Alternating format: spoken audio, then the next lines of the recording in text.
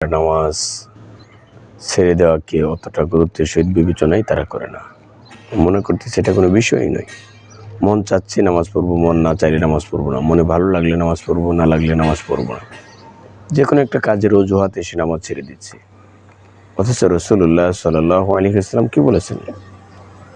মান তারাকা সালাতা ফাকাদ কাফার, যে ব্যক্তি নামাজ ছেড়ে দিল সে যেন কাফের হয়ে গেল। চিন্তা করা যা, যে নামাজ ছেড়ে দিল সে যেন কাফের হয়ে গেল, কুফরি করলো। যদিও উলামায়ে কেরাম, ফুকাহায়ে ইজম তারা এই বিষয়টা নিয়ে গবেষণা করে বলেছেন যে নামাজ ত্যাগ করার অর্থ নামাজকে যে অস্বীকার করেছে তার কথা বলা হয়েছে। কিন্তু তারপরেও নবীজি সাল্লাল্লাহু আলাইহি ওয়াসাল্লামের ইরশাদ যে নামাজ ছেড়ে দিল সে কুফরি করলো, সে কাফের হয়ে গেল, এই কথাটাকে আপনি কত গুরুত্বের সাথে বিবেচনা করা উচিত। যে নামাজ ছেড়ে দিলেন, আপনি একটা কুফরি জঘন্যতম একটা কাজ করে ফেললেন। যদিও নামাজকে আপনি অস্বীকার করছেন না, যদি অস্বীকার করেন নামাজ পড়তে হবে না, নামাজ না পড়লে কি হবে, তাহলে কিন্তু আপনি ইসলাম থেকে বের হয়ে যাবেন। অনেক মানুষ রয়েছে যারা এই কথা না বলে কিন্তু নামাজ পড়ে না। তারা বলে থাকে যে নামাজ না পড়া অত্যন্ত গুনাহ, অত্যন্ত গর্হিত একটা অন্যায়, জঘন্যতম কাজ। কিন্তু এটুকু বললে কি সমাধান হয়ে গেল বলেন তো? নামাজ আপনাকে পড়তে হবে। নবীজি সাল্লাল্লাহু আলাইহি ওয়াসাল্লাম হাদিস শরীফের মাঝে নামাজ না পড়াকে অত্যন্ত জঘন্যতম অন্যায় হিসেবে অভিহিত করেছেন। যে নামাজ ছেড়ে দিল তার ইসলামের ভিতরে কোনো অংশ নেই। চিন্তা করেন, নবীজি হাদিসের মাঝে বলেছেন এই কথা, যে নামাজ ছেড়ে দিল তার ইসলামের ভিতরে কোনো অংশ নেই। তাহলে আপনি এটাকে ছোট করে দেখার কোনো স্কোপ নেই। ফরজ নামাজ জেনে শুনে ত্যাগ করা জঘন্যতম কবিরা গুনাহ। তাহলে আপনি জেনে শুনে ইচ্ছা করে তো কবিরা গুনাহ করতে পারেন না।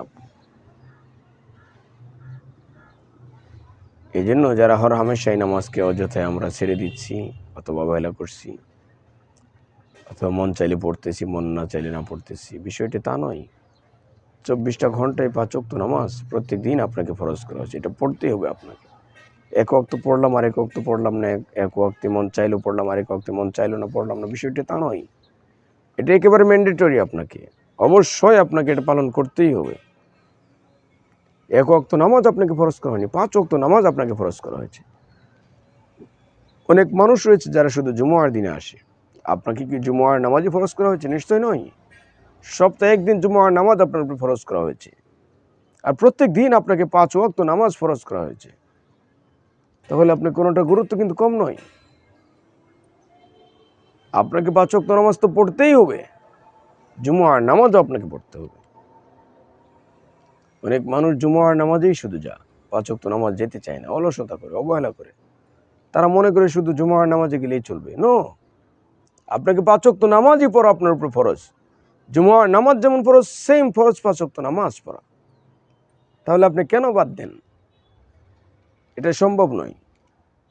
আপনি এটাকে মনে করতেছেন 5 ওয়াক্ত নামাজ এটা পড়লেও চলে, না পড়লেও চলে, বিষয়টি তা নয়। এটা অবশ্যই আপনাকে পড়তে হবে। জুমার নামাজও পড়তে হবে, 5 ওয়াক্ত নামাজও ফরজটা আপনাকে আদায় করতে হবে। আর যদি আপনি না করেন, হাদিস শরীফের মাঝে এসেছে যে ফজর নামাজ না পড়বে জোহর পর্যন্ত তাকে একটা সর্প দংশন করতে থাকবে।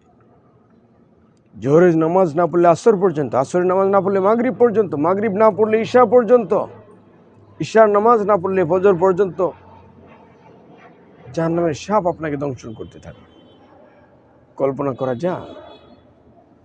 তাহলে আপনাকে 5 ওয়াক্ত নামাজই আপনাকে ফরজ হিসেবে পড়তে হবে।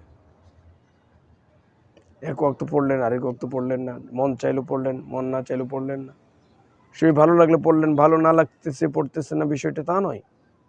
ভালো লাগুক আর না লাগুক আপনাকে 5 ওয়াক্ত ফরজ নামাজ পড়তেই হবে। আপনাকে কাজ থাকুক বা না থাকুক, সময় পান বা না পান, 5 ওয়াক্ত নামাজ আপনাকে ফরজ পড়তেই হবে আপনাকে।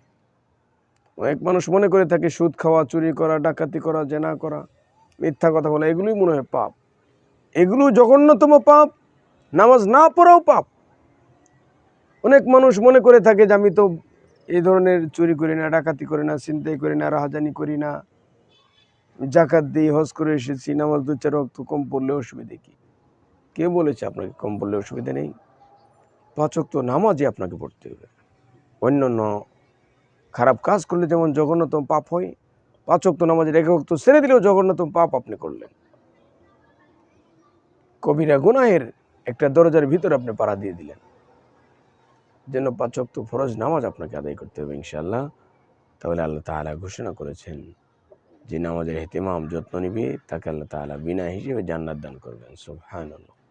আল্লাহ তাআলা কোরআনে কারীমের মধ্যে বলে দিয়েছেন, ইন্নাস সালাতা তানহা আনিল ফাহশাই ওয়াল মুনকার, যে নিশ্চয়ই নামাজ সকল প্রকার অন্যায়, অশ্লীল, গর্হিত কাজ থেকে তাকে বিরত রাখবে, হেফাজত করবে। এই জন্য আমাদের নামাজটা অত্যন্ত সুন্দর করে 5 ওয়াক্ত নামাজই আমাদের আদায় করতে হবে। দেখব যে ধীরে ধীরে আমার ভিতর থেকে যত অন্যায় আচার আচরণগুলো রয়েছে আল্লাহ তাআলা আস্তে আস্তে দূরীভূত করে দিবেন।